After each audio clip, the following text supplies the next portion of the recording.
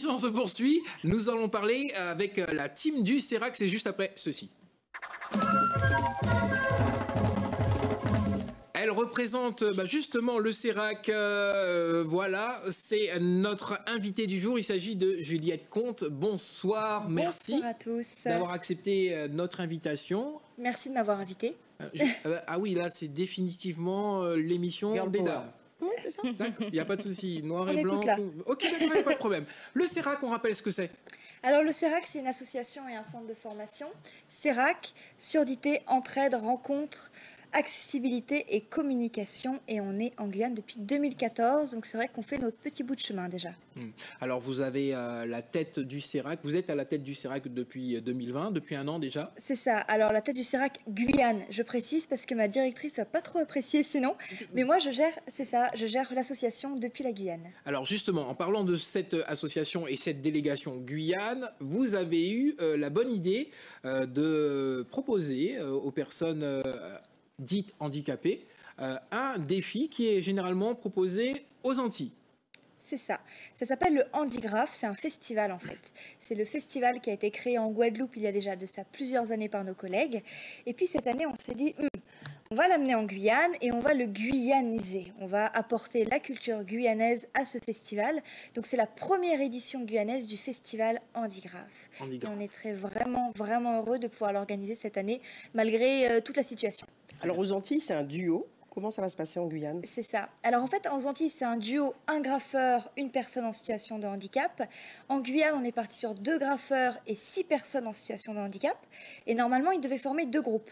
Puis ils sont venus me voir quand on a fait la préparation mercredi. Ils m'ont dit, ah, non, nous ensemble, on ne veut pas être en concurrence, on ne veut pas être en compétition, on veut être ensemble, on veut créer notre œuvre ensemble. Et du coup, c'est un groupe de 6 personnes en situation de handicap avec 2 graffeurs locaux. Alors, ces graffeurs, justement, on les connaît. Hein. Il y a Jonathan Mandé, Ake Azer. Azer, voilà. C'est ça. Et Why Not.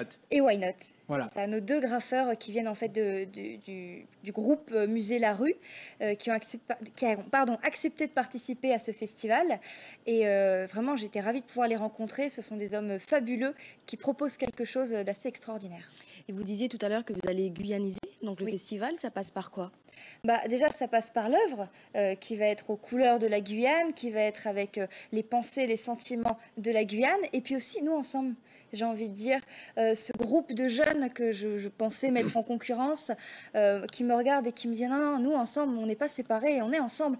Je fais ça c'est la Guyane. Et ça c'est une vraie identité de la Guyane et c'est pour ça qu'on aime ça. Alors vous parliez de votre directrice tout à l'heure qui va se fâcher. Là c'est l'ensemble des CERAC du bassin Amazon-Caraïbes parce que vous savez que lorsqu'on fait quelque chose en Guyane, on le fait en grand.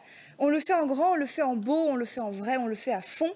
Et alors du coup c'est finalement une petite compétition peut-être qui va se créer entre la Guadeloupe et la Guyane. On va voir qui va gagner. Et comment ça va se passer Alors, concrètement, c'est sur toute la journée, donc c'est demain. Ça commence demain à 9h, ça se finit à 17h. Ils ont 7 heures, on compte la pause pour manger quand même, pour créer cette œuvre. Donc ils ont un grand mur, ils ont 20 bombes de graphes, ils sont accompagnés de 2 artistes professionnels qui connaissent bien leur métier. Ils ont déjà décidé au préalable de ce qu'ils allaient faire, de ce qu'ils allaient former. Ils ont fait le fond du mur et à partir de demain, ils font tout le reste, c'est-à-dire l'œuvre en grand pour exprimer ce qu'ils pensent. Alors on a également décidé d'un thème.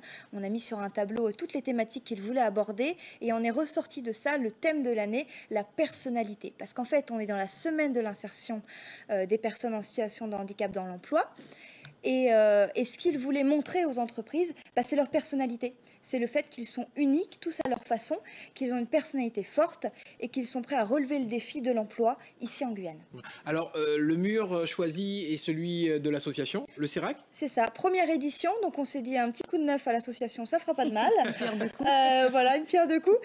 Non, en vrai, on a recherché un peu, on a réfléchi, on s'est dit pour une première édition, faisons quand même chez nous, faisons là où on est vraiment confortable. Voilà, pour la symbolique. Donc première édition chez nous, c'est un grand mur.